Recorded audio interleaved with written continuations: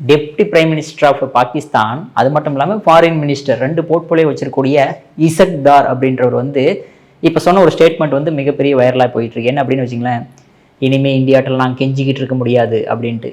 ஏன் என்னையா பண்ண போறீங்க அப்படின்னா, இல்லை நாங்கள் வந்து பேச்சுவார்த்தை கூப்பிட்றோங்க, தயவு செஞ்சு வாங்க பேசலாங்க அப்படின்ற விஷயத்த வந்து அப்படியே மீசியில பண்ணோட்ட மாதிரி நம்ம வடிவேல் சொல்லுவார் பாருங்களா, கடல்ல அந்த மாதிரி வந்து பேசியிருக்காரு.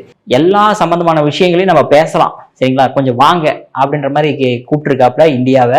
ஆனா இந்தியா வந்து ஒரு விஷயம் தெளிவா இருக்குது, இந்த மாதிரி கூட்டு பேச்சுவார்த்தை நீ நடத்தணும், நாங்க வரணும் அப்படின்னா பாகிஸ்தான் ஆக்குபைடு காஷ்மீர் பிஓகேவை எங்கள்கிட்ட கொடுத்துட்டு இந்த டெரரிஸ்ட் விஷயங்கள்லாம் வந்து நீ வந்து ஃபன் பண்றது தெரியுமா, அதெல்லாம் நிறுத்து, அதுக்கப்புறம் வேணா நாங்க பேசுறதுக்கு வாரோம் அப்படின்ற மாதிரி இந்தியாவோட ஸ்டாண்ட் எப்பவுமே நினைச்சு நின்றுட்டு தான் இருக்குது. இப்ப திடீர்னு பேச்சுவார்த்தைக்காக அப்படியே மிரட்டுற மாதிரி மிரட்டிட்டு கெஞ்சுற மாதிரி கெஞ்சி கூப்பிட்டுருக்காங்க இந்தியாவை.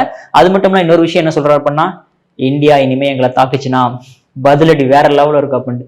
கொடுத்த ஒரு அடிக்கே எங்கிட்ட இன்னும் என்னென்ன பதில் தெரியாம சுத்தின்னு இருக்காங்க பாகிஸ்தானு. இதுல வேற வந்து இந்தியா அடிச்சதுன்னா நாங்க பதிலடி வேற லெவலில் கொடுப்போம் அம்மா. இதெல்லாம் என்ன கதையா இருக்குன்னு தெரியல. ஆனா பாத்தீங்க அப்படின்னா நாம பதிலடி கொடுக்கறதுக்கு பதிலா ஏற்கனவே மழை வந்து செம பதிலடி கொடுத்துருக்குது பாகிஸ்தானுக்கு.